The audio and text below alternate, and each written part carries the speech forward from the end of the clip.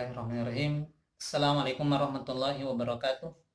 Alhamdulillah wassalatu wassalamu ala nabiyyina Muhammadin wa ala alihi wa sahbihi ajma'in ba'd.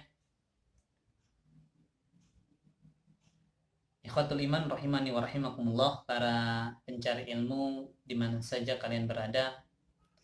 Setelah kemarin kita mengetahui bahwasannya makna ibadah di dalam Islam begitu sangat luas, mana ibadah di dalam Islam itu mencakup seluruh aspek kehidupan, maka seyogianya kita mempelajari bagaimana ibadah itu, amalan yang kita kerjakan dapat diterima oleh Allah Subhanahu wa taala. Amalan yang kita kerjakan dapat berbuahkan pahala. Ikhwatul iman rahimani wa rahimakumullah. Para ulama telah merumuskan ada dua syarat yang wajib dan mesti dipenuhi dalam melaksanakan amal ibadah. Jika salah satu dari dua syarat ini tidak ada, maka ibadah itu tidak akan diterima oleh Allah Subhanahu wa taala. Ibadah tersebut akan tertolak oleh Allah Subhanahu wa taala dan tidak akan menghasilkan pahala bagi siapa yang mengerjakannya. Dua syarat tersebut bagaikan dua belah mata uang, yang mana jika tidak ada salah satunya maka uang itu tidak bernilai harganya. Begitu juga ibadah. Apa saja dua syarat tersebut? Syarat yang pertama adalah ikhlas karena Allah Subhanahu wa taala. Syarat yang pertama adalah berkaitan dengan hati, niat yang ada di dalam hati kita. Setiap kita beramal, maka niatkan amalan tersebut hanya untuk Allah Subhanahu wa taala. Tujukan amal tersebut hanya untuk Allah Subhanahu wa taala. Ala lillahi dinul khalis. Ingatlah, hanya bagi Allah Subhanahu wa taala agama yang khalis, agama yang murni. Sebagaimana Rasulullah SAW bersabda, innamal a'malu binniyat. Sesungguhnya setiap amal itu tergantung pada niatnya. Bahkan dalam hadis itu Rasulullah SAW mencontohkan dengan satu amalan yang mulia, amalan yang besar, yaitu hijrah. Rasulullah SAW menjelaskan, barang siapa yang hijrahnya lillahi wa rasul, maka hijrahnya lillahi wa rasulih.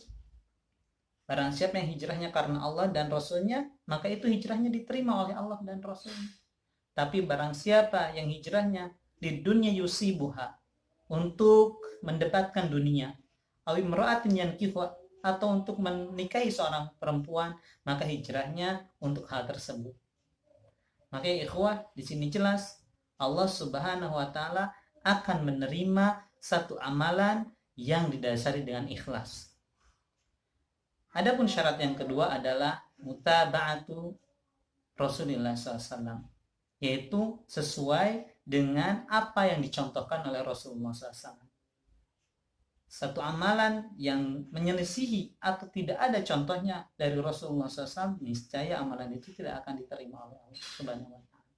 Man amila amalan laisa lahu amruna fahiya raddun. Barang siapa yang mengerjakan satu amalan yang tidak sesuai dengan perintah kami, fahuwa raddun, kata Rasulullah SAW. Amalan tersebut akan tertolak oleh Allah Subhanahu wa taala. Ya ikhwah, jelas di sini ya, kita dalam beramal, dalam beribadah, dalam melakukan ibadah harus sesuai dengan apa yang dicontohkan oleh Rasulullah SAW. Apa yang tidak Rasulullah SAW contohkan, ajarkan kepada umatnya, kita nggak boleh kita lakukan. Karena semua itu akan radun, tertolak. Jelas ya ikhwah, dalam video yang singkat ini kita mengetahui dua syarat diterimanya ibadah. Yang pertama al-ikhlas, yang kedua mutaba'ah. Yang pertama itu ikhlas untuk Allah Subhanahu wa taala, dan yang kedua itu harus ibadah tersebut harus sesuai dengan apa yang diajarkan oleh Rasulullah SAW. Barakallahu fikum. Assalamualaikum warahmatullahi wabarakatuh.